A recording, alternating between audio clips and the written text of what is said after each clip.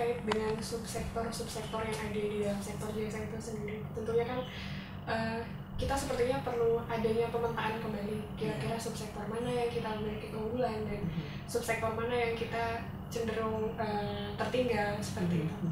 Melihat hal itu, menurut Ibu, di subsektor manakah sekiranya Indonesia memiliki keunggulan misalnya dibandingkan dengan negara-negara ASEAN? Yang dominan masih perdagangan dan konstruksi, yang istilahnya masih informal sector. Nah, ini dua pun menurut saya harus bisa dimodernisasi ya. Karena kita negara besar yang memerlukan perdagangan dan pasti konstruksi juga penting. Kalau kita bicara keunggulannya akan berada di mana, saya rasa memang harus di modern services sector, dan di mana kita ingin meningkatkan keunggulan sektor-sektor tersebut, baik untuk meningkatkan daya saing dari subsektor tersebut maupun peran dari subsektor tersebut untuk meningkatkan daya saing ekonomi, daya saing di sektor manufaktur, pertanian, dan seterusnya. Ada 3 mungkin yang penting ya.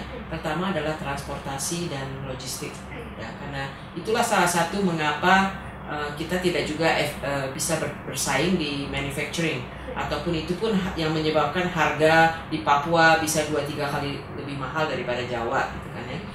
Jadi transportation dan logistics itu salah satu yang penting buat Indonesia.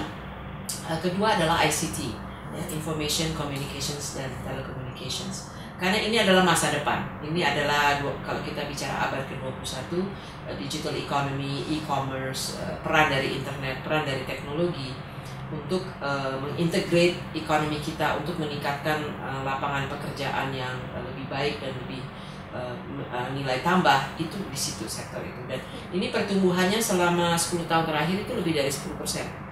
Dan Indonesia internet penetration dan seterusnya itu masih rendah ya, masih bisa grow mungkin 3-4 kali lagi.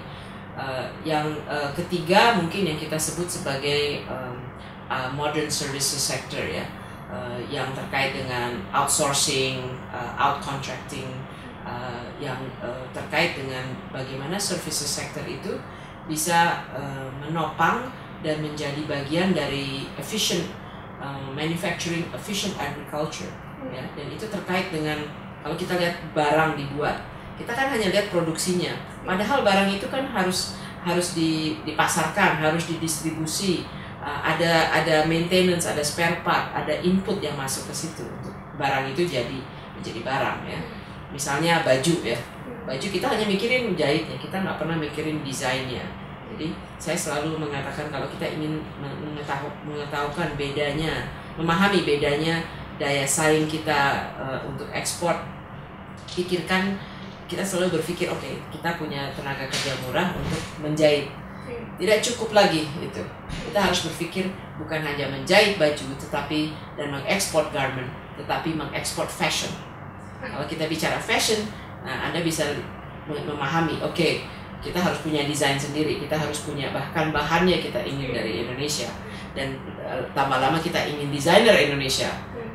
Apakah Dian Pelangi misalnya menjadi global gitu kan ya, dan disitulah nilai tambahnya. Kalau garment segini, fashion adalah segini gitu kan. Nah disitulah kuncinya sektor jasa-jasa.